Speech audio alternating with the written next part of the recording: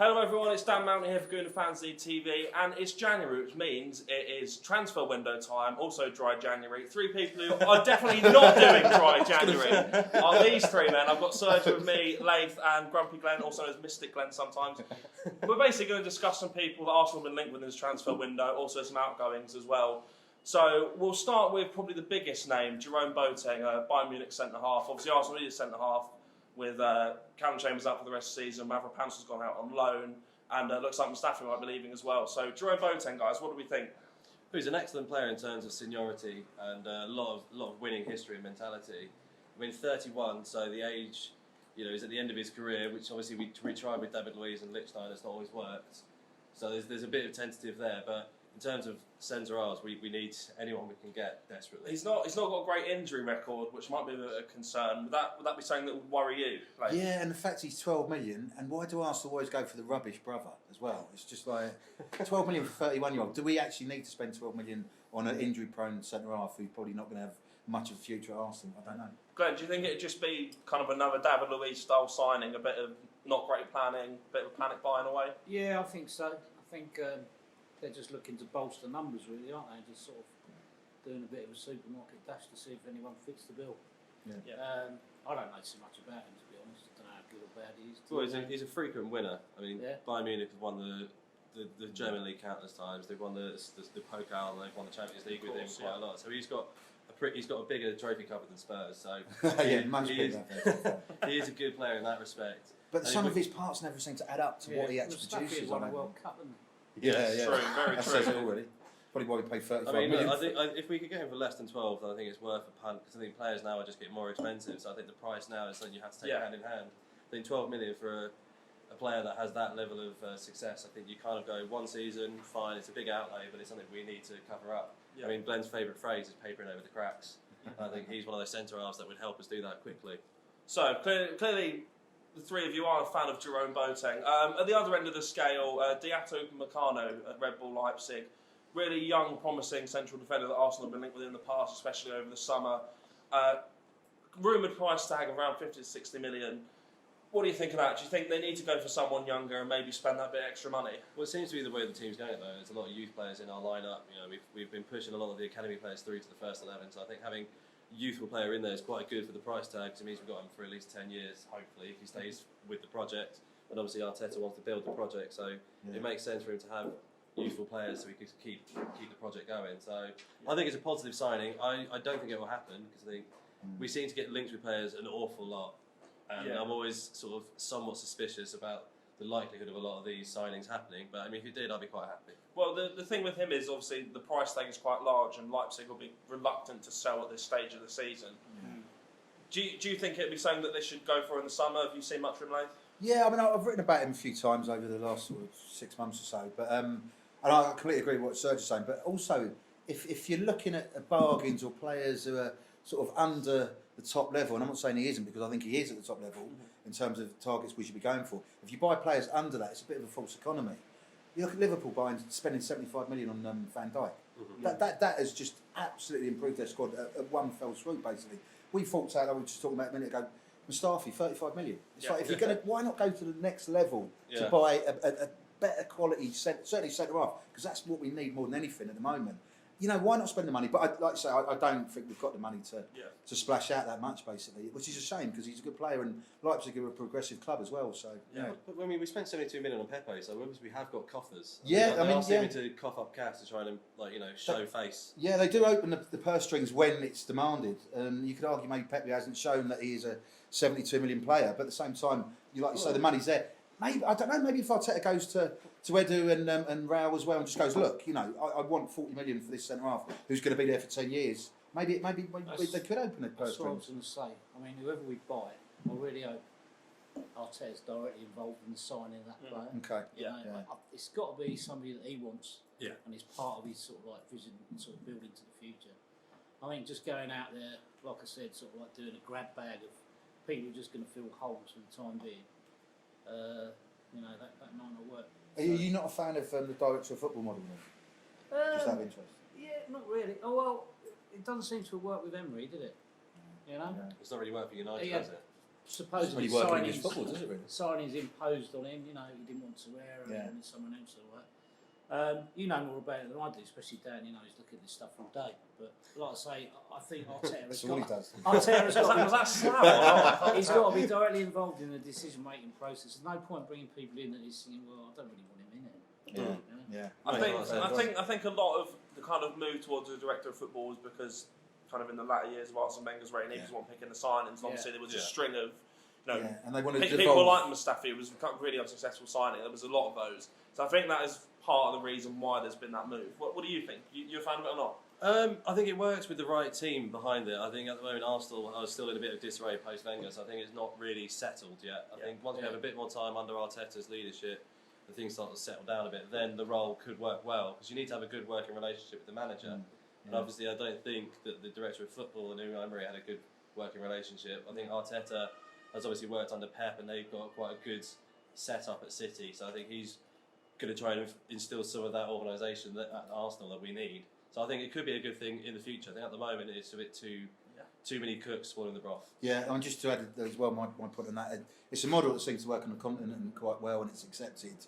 And obviously the move to devolve power from Wenger came from Gazidis, because they didn't want one man in charge of everything, basically. And I think that was the right thing to do. But on the flip side of that, obviously, if you've got a man just bringing in deals because he thinks it's a good deal and the manager doesn't want them, or is actually involved in the discussions, then it's never going to work. So hopefully there is a lot of dialogue between Arteta and Raul and Edu, basically, which I'm sure there is, hopefully. So, just to talk through a few of the other defensive players linked, Merih Demiral at Juventus, he's been linked a few times. He suffered an ACL injury yesterday when Juventus played Roma, so that looks unlikely. Another one that's maybe more for the future is Yan Couto, young Brazilian right back. I don't know if any of you have heard anything about him. I doubt it, because I hadn't. who did he play for? I'm not entirely sure who he plays for. I've not really done much research on him, but it looks kind of like an Edu signing in terms of Martinelli, maybe looking for the future. Okay. So that's one that might happen, but obviously, I don't think he'll be thrown into first team action straight away. But let's talk about defensive outgoings. Obviously, Dinos Mavropanos, he left on loan today. He's gone to Nuremberg in the Bundesliga 2, which is the second German division. They're in a relegation battle at the moment. They're 6 points off the bottom. They've conceded a fair amount of goals, I think 34 in 18 games, so not doing very well defensively. Do you think that's a good loan move for him in terms of putting him in a testing situation? That's a really good question. It just depends on the club, and it depends on the manager, because that can be the making of you. You go into a team that's struggling and you thrive and you show character and commitment and everything that you need to grow as a footballer and gain experience from a difficult and testing situation, then you can absolutely flourish. Yeah. The flip side of that is if you go there and they're in a real struggle, there's no one taking time to grow you as a person, let alone sort of embed you in the team that you're playing for. They struggle, you're playing badly, you lose confidence, you're dropped, and before you know it, you're back at Arsenal having lost all your confidence and belief in yourself. So it is a really fine line. Arsenal do have a loan scout, so they wouldn't have just let Mavropanos go for no reason. They've obviously talked to Nuremberg and discussed a lot of things behind the scenes. They wouldn't just send him off now. So hopefully he will learn from that. I'll tell you what though, I would like to see Nuremberg against Bochum with Osei Tutu as well. The thing with Mavropanos is he's 22 now. He's been at Arsenal a few years. Injuries have kind of halted his progress, but Arsenal clearly still have some belief in him by sending him out on loan rather than shipping him off permanently. Glenn, do you think he has any kind of future at Arsenal? Have you been impressed with him the times you've seen him, or? I haven't been that impressed really, but the one thing that really worried me was the story going around about he almost suffered with stage fright in the dressing room before he went out. He was throwing up and stuff, and there were real stories that some of the Arsenal people were working with him psychologically in terms of sort of like how nervous he got. Yeah. And sometimes he didn't want to go out there. I don't know how much of that is hearsay or whatever. But at times he has looked good. What was the game when he came? He sort of started the game. He was sent off in about 10. It was against Leicester, but the game before that, they played at Old Trafford against Man United, didn't they? They lost 1-0, but he was immense that day. Yeah, I was in the press box. I think it was his debut, wasn't it? It was, He played really well. Wenger played quite a young team, didn't he? He really stood out. Yeah, absolutely. And talk about his debuts, we actually covered his debut full stop for Arsenal, the under-23s. So Arsenal under-23s beat Man United 4-0, wasn't it? It was, That was like January, and he made his Premier League debut. Well, we were together the day he signed, and there was quite a lot of of course. there was quite a lot of promise around them. So, same question: do you think he's got any future at Arsenal? Have you been impressed with him? I'm very impressed with him. I think it's so unfortunate his injury record, but I think the fact that we we're keeping him for a loan deal, I think shows a lot of faith in his future It's out the way with us. forward, I think. Yeah. Get him to rebuild. Yeah. I mean, Yeah. you know, we didn't even see Callum Chambers starting again, do we? Yeah. Now we're all sitting True, there very going, true, yeah. oh, is that for the rest Yeah, of the season? yeah. We're talking about who's going to replace him now. Yeah. Exactly. Just to point on what Glen was saying about sort of pre-match nerves or whatever, I think you're absolutely right. If you've got the nerves before, I do think that's absolutely fine. But once you cross that line, those nerves have to disappear. You know, people like Tony Adams used to puke up and stuff as well. And, you know, I don't mind that because it shows you really care and it shows naturally you feeling adrenaline it. and that Yeah, should exactly. get rid Yeah, of yeah. all And that, it affects people different ways. Some are really laid back. Some switch off until they cross the line. Yeah. Others are literally headbutting the wall like Tony Adams used to do as well. But once you cross that line, you've got to lose all nerves, I think basically. this was more the case, to use a cricket analogy, was sort of like Trescothic syndrome. Yeah, Just yeah, like just- out there going, I don't really want to be out. Yeah, I mean, yeah. Well, his 90 Edgbaston in 2005 was glorious, but Yeah. he never actually scored a century against the Australians. Funny enough, but yeah, I digress. But yeah, I think nerves are good so long as you leave them behind when you're on the pitch, basically. And if Mavropanos is still struggling with not being able to do that or make the differentiation between the two, then a loan move is doing well. I think Dino's, you know, he's shown in his behaviour that he's a very Arsenal-related man because he's always in the stadium watching the home games. Yeah. He is there quite a lot, so he has shown a lot of keen interest in the club, which is something I think is, you know, quite invaluable when you want a defender. You want them to actually love the club they play for and not just play for the wage. I think it's quite good that he's staying with the club. Quite good that he's going out to a semi-competitive league in the Bundesliga 2. So I think it'd be good, you know, instructional for him to get back to full fitness and sort of learn some real grit. I think, you know, Arteta's going to be quite pleased with him if he keeps plugging away in Germany that way. Yeah, there's also been rumours that Squadron Mustafi might leave. He's been linked with a few Turkish clubs. I think we can all agree that he probably should go. But if he He was on his does, way against Chelsea. He started heading towards Gatwick when their midfield started running at him. but if he does go, are there any names you'd like to suggest that maybe haven't been linked with Arsenal who you think would be a good addition? So my one, you mentioned Chelsea, was Lewis Dunk, because Chelsea are apparently interested in him. I think Lewis Dunk would be a fantastic defender. No nonsense centre half. Yeah. Exactly. Yeah. 50 million roughly, but I think that's a perfect price tag. I mean, Yeah, I'd take. I think him. it's I'd take him perfect. I all mean, day you long. look at John Stones is 50 million, and I think Lewis Dunk's twice as big as John Stones is. He So I was think it's a good excellent deal. last year when we played him. Yeah. I think in the pub afterwards, a few was saying, why don't we sign players like that? Exactly. Yeah. And I know what you mean, a no-nonsense centre half and that, but Arsenal just tend to sort of like swerve those sort of players, you Yeah. know. Yeah. We go for Historically, the yeah. Squillacis and the Well, Sigans and that. Yeah. I think Those are the Arteta is more players. likely to go for someone that has a bit more sort of experience and now. Hence why you mentioned we're linked with Boateng. Yeah. Now, sort of looking at someone like Lewis Dunk, he's got Premier League sort Yeah. of under his No, belt. I He's would been love there for a someone year. like He knows I how would to love work it, Yeah. and he's also. I know this sounds a silly thing, but we do have to fulfil our sort of homegrown player coefficient Of course, as well. yeah. And he would be a perfect name for that because obviously we got rid of Iwobi. We're going to get rid of a few other players. So our coefficient's right at the very edge of what it's allowed to be. So we need to really start looking at some English players in as well, so we can actually keep the coefficient for the Layth, Premier League. You've got another interesting name for Premier League club on your list that you've got in front of you. Tell us a bit just more. in terms of centre halves, it could be readily available and not so expensive as well. Ready to come in at Capselli at Watford. I know he hasn't played that well, but at the same time, he's a big lad, could come in and There's been a do bit of a job, turnaround at basically. Watford, hasn't there? They're obviously doing quite well. Yeah. Do you think? Yeah, good Do you result think against Watford? Bournemouth. Yeah, of course. Do you think Watford would be willing to let him go? Kind of the situation they're in, or Money talks. I mean, we That's talked, true, we yeah. talked about the 12 million for Thomas Lemar, for Boateng. Sorry, you know, 12 million. I think that would maybe get I think Pearson would allow it. Who knows? I Who think he'd knows? throw his toys out the pram. He would, but it's always good. Anyone To, out of that squad between now and the end of the season when they're battling relegation. yeah, but it's always good to wind up Pearson, though, isn't it? Oh, But great. he is a no-nonsense manager as well. Yeah, so he yeah. would be like, no, we need him. Yeah, maybe, but you know, if a player wants to join a bigger club, you know that does make a difference sometimes. But maybe more than 12 million in terms of we're talking about Boateng, but he's readily available. But what we were talking about before was obviously Saliba, who signed last summer for a fair amount. There's no break clause in his contract. There's nothing that we understand in his contract that we can recall him in January, basically, which is a real shame because maybe someone last summer should have gone, okay, well, we'll loan him out for the season, but if we've got loads of injuries or this, that, and the other, we can have him in January. And maybe this goes back to the problem with the director of football, sort of. Yeah, there's not the same Yeah. understanding as the manager neading a player to return. Yeah. It was strange at the time for me because Emery, you know, you're not buying time by buying a young talented centre half who's not going to play with you for a year. If anything, maybe. But you're also spending cash on something that you're not going to be able to use. Basically, it's like buying something but not being able to use it for a year in anything, really. Well, to quickly go back to the kind of director of football thing we were mentioning before, I think that is the one situation that can work in. Obviously, you know, when you change managers, players might fall out of favour and not be wanted by that certain manager. But with a director of football, you can almost build a squad that is going to be there and develop or whatever long term. Yeah. I mean, that is the one situation it can work in. Yeah. So long as those players want to play for the club, basically, and of course. you know, and agree and buy into it, basically.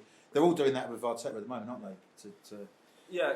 As witnessed by Saturday, basically. Yeah. So let's move a bit further up the pitch. I think in terms of a midfielder, I think that was kind of dependent on Granit Xhaka's situation. It looks like he's going to stay now. But there has still been a few names linked. Boubakary Samare at Lille, obviously played with Nicolas Pepe last season. Yeah. A lot of clubs interested in him. Man United, a real name that's come forward in recent days. Yeah. 20-year-old, got quite a promising future ahead of him. Do you think we should go for someone that? Do you think we need a midfielder in this situation, or? It's always good to bolster your squad with talented players, but if we've got a certain amount of budget, which we obviously have, it's got to be a centre half all day long. So you know, it's an adornment if we buy a midfielder, but the priority has to be for a centre half. What's the news on Terrell? We were at Arteta's press conference on Saturday. He said he was being assessed for a muscular injury. Obviously, it was when he fell on his back, wasn't he? Yeah, so, he was pushed. Yeah. Who got pushed? Was it Louise or something? Pepe got pushed into him by who was Wilfried it? Zaha. Yeah, you're right. I'm sure we'll come on to that in the podcast. Yeah. Another midfielder who's been linked is Orel Mangala from Stuttgart, and also in the German division. He's not related to Eliakim Mangala, thankfully. But as another young player, who's only 21. Serge, what do you think on the midfield situation? Personally, I don't think we need to even consider a midfield signing. I think our squad's deep enough in the midfield in that regard. Yeah. And I think we just need to focus all of our energies on the defence. I think midfield, we can look towards the academy and the under-23s and bring those players through rather than buying elsewhere. I think, you know, we've got limited funds, is what was being suggested. So I think we need we've got a midfield players that, you know, are decent. I mean, I don't think we need to spend a huge amount of money on the midfield. I think maybe get a centre back or a full back that can occasionally maraud as a midfielder, but I don't think we need to focus on that position at all. Okay. Arsenal has been linked with a wide player. It's a player they almost signed in the past, Thomas Lemar from Atletico Madrid. Mm-hmm. Obviously, in the summer of 2017, I think it was, on deadline day, he was linked with a massive £92 million move. That never came off as time ran out, basically. He's now Atletico Madrid, obviously having joined from Monaco. I think the fee was around £50 million. He's not done well in Spain. He's not really been in favour of Diego Simeone. Like Samare, he's been linked with a lot of clubs, Man United, Wolves, Chelsea, Tottenham as well. A lot of clubs after him, Arsenal's name was mentioned as well. Would he be someone that you think adds a decent amount of quality? Yeah, I think so. I think you're absolutely right with that. But at the same time, obviously, he hasn't flourished under Simeone, like you say. Simeone is a real stern disciplinarian. He might flourish more under someone like Mikel Arteta, who is more emotionally intelligent, more prone to put an arm around someone. But at the same time, Arteta still demands a lot from his players. Yeah. And if Lamar's been slacking at Atletico Madrid, there's no reason to suggest he won't slack at Arsenal as well. I think more 50 of the million's a problem, bit of a gamble in January for that. Well, they're talking about a loan deal between £6 to £8 million, so definitely more in Arsenal's loan deal. price range. Dennis Suarez. Dennis Suarez last season, I completely forgot his name. Literally the worst loan signing in Arsenal's history. As far as he was unfortunate in terms of injuries, but ultimately, what are you based it on? You base it on games and influence, and he played about 3 or 4 games and was dreadful. And how much did that cost after 5-6 million? I know it's not much in the scheme of things, but it's still money that Arsenal can't really afford. So something like that, I'm not sure if that would be a good deal for Arsenal this winter, basically. Glenn, have you seen much of Lemar, have you? Or? Yeah, good player. Yeah, would you be happy to take him for such a small fee for the rest of the season? Yeah, I probably would actually. Okay. Probably would. Bearing in mind, you know, what's going on around Upamecano. Well, Lacazette's not doing the business. Yeah, we'll come on to that in the podcast. Just what Glen was saying about Ceballos as well. I mean, we were there on Saturday. An Arsenal source came up to me before the game. We had a bit of a chat about Ceballos. Arteta left him out the side, and he wasn't injured, basically. Yeah. So what does that say? Arteta's looking for the future. Definitely. Yeah. And you know, obviously Ceballos, as we all know, is on a deal to the end of the season. So if Arteta, by the looks of it, is not including Ceballos in his planning for the future, what would mean that, you know, if Arteta brings in a lone player for 6 months, what's the difference between that? I think he's think building for the long term. He's not building for a plaster now. Of course, but I think the difference there is, one, it'd be Arteta's signing. I mean, you know, if he's bringing him in, he's going to have to have him. I'm sure they'd probably negotiate an option to buy at the end of the season. Which we haven't got for Ceballos as far as I know. No, but the interesting thing about Ceballos is obviously he was left out on Saturday and he wasn't injured. Yeah. But we were there at the press conference on Thursday at London Colney, where he was asked about Ceballos, and he basically said, you know, he suits the style that I want. Yeah. So would you not think in the short term that maybe he'd be perfect to have in there. Just purely with my journalist hat on, Arteta couldn't have said anything different. That's very true. Because he couldn't have gone, well, no, I'm going to bob him out after 6 months. Because he's not got a long-term contract. He couldn't say that. He has to say that. And that, for my sort of experienced journalist, I know you're experienced journalist as well, Dan, but I just thought he's just got to say that, basically. Because he's not going to hang him out to dry. And as far as I can see, Tobias has got no long-term future. I get the impression Tobias is a little bit like Arteta in his younger years. And I can see Arteta being able to mould him. I really do. I don't know. We'll see. We'll see what happens. Maybe I'll. Yeah. Back to Lamar. I mean, look. What do you think about Lamar? Layth's obviously the expert on wide men, so fat he gets it well. I think Lamar would be a great loanee for the time being, but also it all depends on how it goes with the rest of our squad in terms of fitness. Whether he's got the confidence in him to actually come to the Prem first time ever for 6 months, 4 months games, where we're in quite a scrappy position now, where we need to really push up on the league, but mostly focus on cup games. Yeah. Is he going to really want to come in and actually just do a battle, or is he going to want to finish off the season at Fesco, then maybe consider us in the summer? I think it's more likely that he would prefer to stay for the rest of the season there and then come over next year. Talking a bit about loans, obviously you mentioned Dennis Suarez there last season. There is a bit of a reservation at Arsenal at the moment in terms of loaning players in the January window off the back of what happened with Suarez. They obviously, understandably, want to avoid loan signings because of that. Do you think they should be looking at loans or not? Well, what's that phrase about those who fail to study the past can't predict the future or won't understand the future? I mean, Glen will remember this. Vladimir Petrovic. Arsenal signed him in January '83 from Red Star Belgrade, as far as I remember. It was one of the Belgrade teams anyway, and basically they were looking to sign him in the summer of '82. Didn't come off. Loads of red tape. Obviously, the Iron Curtain was still there, and the communist states and everything, and it fell through because they were signing him for the Yugoslav Federation. To cut a long story short, didn't come until January. Arsenal were obviously '82, '83, a bit of a struggling side under Terry Neal. He came in. Most talented player Arsenal had at that stage, almost probably one of the most talented players in the old Division 1, which is now obviously the Premier League. And he just didn't settle. There was a game against Villa that he played. Arsenal played him in the 6th round of the FA Cup about March. Scored, didn't he? 2-0, yeah. Good stats there, Dan. He was about 20 years before he was born, basically. But you're absolutely right. And he played really well that day. And that was a level that Arsenal signed him on, basically, because he could have been a brilliant sort of creative maestro in midfield, but it just never worked. I remember going to one of his early games against sort of Swansea City in sort of January '83, and he looked brilliant, but he just looked bewildered. He had all the technique in the world, and from then on, I've always, You were about to get kicked up in the air. Yeah, exactly. He didn't know what hit him, basically. But from then on, even as a kid, I'm like, well, why would you sign someone in January? Why not sign him in the summer when you've got all the whole of pre-season? And obviously, another sort of memorable signing that went wrong ultimately was Arshavin. I was up at Anfield for the 4-all. I've never seen a better performance in terms of scoring 4 goals. Saw Ian Wright score 4 goals against Everton about '91, but I can't remember too many Arsenal players that scored. I remember Tony Woodcock scored 5 in '83 and 60 victory at Villa, but I was too young to go to that game. But Arshavin was brilliant. But ultimately, he again was one of those sort of January signings who just failed to ignite. Basically, was ultimately a disappointment. So, in terms of attacking players, I'm not a big fan of signing attacking players in January. To answer your question, finally, Glenn, obviously you've been watching Arsenal for a lot of years. Is there any kind of loan signings that you remember Arsenal that have been successful? Because there's not really spring to mind for myself. Well, but Yossi Benayoun. Of course, Benayoun's probably one of the better ones. Didn't he come in after the debacle at the 8-2 at United though?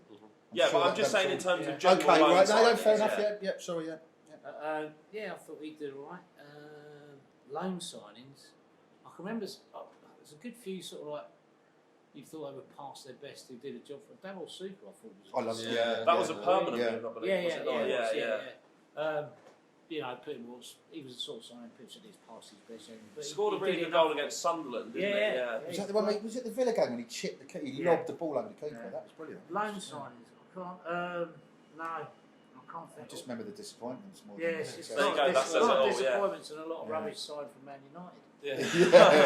Silvestre, he was terrible. My view on signing loanees is a loanee should always be going to a smaller club to up their trade, get back to match fitness. A big club like Arsenal shouldn't be loaning players in. We should be signing players fully and bringing them through.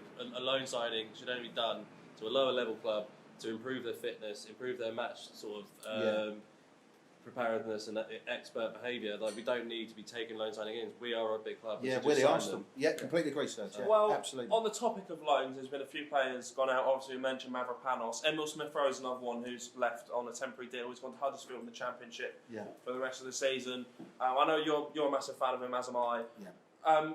So, do you think Huddersfield's a good place for him? And do you think the Championship is somewhere where he can Yeah, learn? I think the Championship is the best league to go to for a loan. Okay. So I think you get the best of both worlds in the Championship. You get silky football and you get nutted in the face in the air. So you get to learn both sides of the game, and I think you get to learn how to take both sides of the game as well, because you will get lumped. Yeah. If you're in a relegation scrap at the bottom of the Championship, there's going to be a lot of lumps flying in. You're not going to have silky passing like the Arsenal do. So you get to learn the dark arts of the game, as it were. Yeah, and absolutely. I think that is absolutely. And also, don't forget Huddersfield were in the Premier League last season, so they've got like that experience around the squad. So like he'll be on a similar level to some of those players, and I think that'll be invaluable for him to sort of see what not to do and what to do, and also how to take a lump in, how to take if he's going to have a player running at him all day, he needs to learn how to deal with it and how to deal with the constant pushing and shoving, which I think the Championship's perfect. He got a lot of praise from Huddersfield boss Danny Cowley, who really was excited to sign him. Glenn, what do you think of Emil Smith-Rowe? Yeah, good prospect. What I've seen of him, good little player. I think the club and the manager and probably most of the fans want to see a future for him at Arsenal. Yeah. So it's the best thing for him. I think. But Huddersfield's a good place for him to go as well, or If it's just about games, isn't it? Yeah. And they'll probably toughen him up a bit.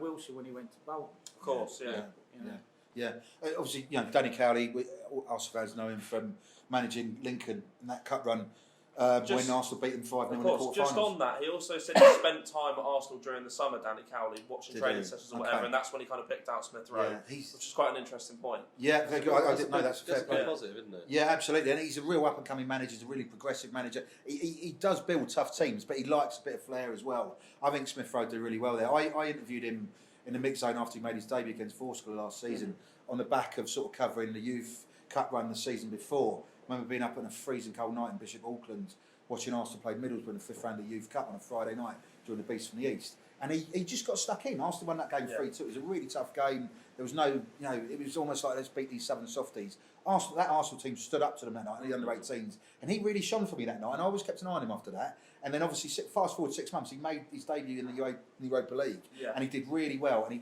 he's a left-footed player, and he's a Londoner, like Croydon, basically. He's a good lad. Good lad, yeah. I know you're a South London. But he knows the ethos of the club. Like I say, I've interviewed him. I know his agent as well. He's guided by good people, basically. Yeah. And I think he'll do really, really well at Huddersfield. I hope so, anyway. And Danny Cowley will be the man to bring him on. And like Serge says, it is a proving ground for picking up experience, basically. Yeah, you mentioned there about seeing him at youth level. Obviously, we watched him in that game at Colchester in the FA Youth Cup, didn't we? He was brilliant, that 5-1 in the next round. Yeah, it was the first time I've seen him. He was superb, and I've been following his progress ever since. Obviously, he's done really well for the first team. Yeah. He played centrally that night. He played in central midfield. Do you think he's better centrally or out wide? I would have him out wide. I would. Okay. Just because I don't think he's got the strength of personality and just to build at the moment to take games by the scruff of the neck in the centre. I think he's got a real wonderful left foot. Well, that's what Huddersfield can teach him, isn't it? Yeah, exactly. Yeah, and hopefully he'll come back and maybe he can play. I don't think he's ready to play midfield, centre midfield at Arsenal now at the moment, but he could certainly try that at Huddersfield, like Serge said, and kick on from there. But remember that free kick he scored? That was just superb, joyful. Yeah, it was superb, wasn't it? Glenn, do you want to add something? No, all I was going to say was I did my degree in Huddersfield, so that's another reason. Oh, really? Yeah. Well, what did you study? I did English. Did you? Blimey, yeah. I used to date a girl from Huddersfield. It's an alright town. You've dated everyone. Okay, well, not talking about random stats from Huddersfield. Huddersfield is the smallest press box I've ever been to, and that's saying something if you've been to Everton and the old Spurs press box. It's still better I was than literally Palace. like that. So I don't think you've been to Dulwich Hamlet. I want to go though. So, final player has gone out on loan, Tyrese John Chul. He's gone to Lincoln for the rest of the season in League One. Yeah. Layth, you've seen him a lot at youth level. What do you make of him? Yeah, I really like him. I've been really, really impressed with him. Obviously covering the under-23s over the last few years as well. He's got really good technique, he's got good touch, he's powerful, he's pacey, he's got a really good attitude as well. He wants to learn. He's a real prospect. I remember covering Arsenal at Forest Green Rovers last season in the Checker Trade Trophy. It was the last game of the group stages, basically. Arsenal beating Coventry in the first game 3-0 at the Rico. They'd lost 6-2 at Cheltenham Town in the next game. to get through to the next round, Arsenal had to win basically. So the pressure was on, you know, in terms of the under-23s, in terms of the under-21s, I should say, for the checker trade. And Tyrese John Jules just really delivered. Yeah. Arsenal were brilliant that night. They won 3-1 against a raft of really experienced lower league professionals basically, and John Jules just ran the show in the second half basically. I think I'm pretty sure he scored 2 goals that night, but he was brilliant. And obviously go back to his loan to Lincoln. Lincoln are a good club, obviously from the Cowleys moving on. They put a lot of foundations in place at Lincoln. I think he'll do really well there. Yeah, well they've got Michael Appleton who's boss now, and he did really well at Portsmouth, didn't he? Yeah, he did. Yeah, and he struggled a bit at Blackpool, but he was a very progressive manager. He did well at Oxford to start with as well. Well, he said that he thinks John Jules will be Arsenal's future number 9. Did he really? Which is big praise. That's big praise from Appleton. Obviously, you mentioned about Smith Rowe and the Championship toughening people out. I mean, you go into League One, that's really going to toughen the player up, isn't it? I think for a player of his very young age, I think that would also really suit him to go to League One. Yeah. I think Lincoln are a good club; they've got a good prospect moving forward. I think League One is probably at his level. I think give it a year there, then he could go to the Championship. Maybe go to the Championship online. So I think he needs a couple of years out. Yeah, he's not ready for the first team. You're absolutely right. Yeah. So I think it'd take a few years of loaning out. But I think League One's a good place to start. Definitely. And especially it's the sheer weight of games he'll play there. Yeah. It's a bigger league, so it's more games, and then he'll get a lot of experience playing in some pretty dire fields as well. So he'll strengthen up his ankles. I think that's the problem we've got with a lot of the Arsenal players in the Premier is that we seem to get a lot of sort of leg-based injuries at knees or ankles because of the conditions we play in. So if he gets to strengthen those up at League One, playing on rock-solid pitches in Carlisle, then I think that'd be good for him. Well, that's a really good point actually, just talking about those sort of injuries, because obviously we've been to London Colney and the pitches are absolutely manicured, everything's laid on for you there. And they do pick up injuries. Maybe they're just like finely tuned racehorses or something. They will learn so much more, and the body will adapt more from playing in sort of quagmires and things like that. You're absolutely right. Apparently our pitches are like playing on concrete. Well, I mean, I think they're obviously the latest sort of 4 or 5G or whatever it is, basically. They're immaculate. You could literally eat your dinner off it, basically. They are a carpet. Not that you want to eat dinner. Is that the right phrase? I don't know. But we know what you mean. Yeah. But basically, him, like you say, going to lower league clubs where they've got tight stadiums, where the pitches aren't the best, where you get clumped by a big centre half who's 35 and played 500 league games. That's where you turn from boy to a man. It's exactly. That's going to be instrumental in his future at Arsenal. Is getting those sort of tags under his belt. Definitely. Well, that's the transfer talk basically. Lots of potential incomings and outgoings. It's going to be a busy month for Arsenal. But yeah, thank you all for watching. Make sure you like and subscribe. Tell your friends, tell your family. We'll obviously have a podcast as well this week. A couple of other videos as well. So yeah, thank you very much for watching. Cheers. Tell your family. Mum, I want to go to Fanzine TV. Mum.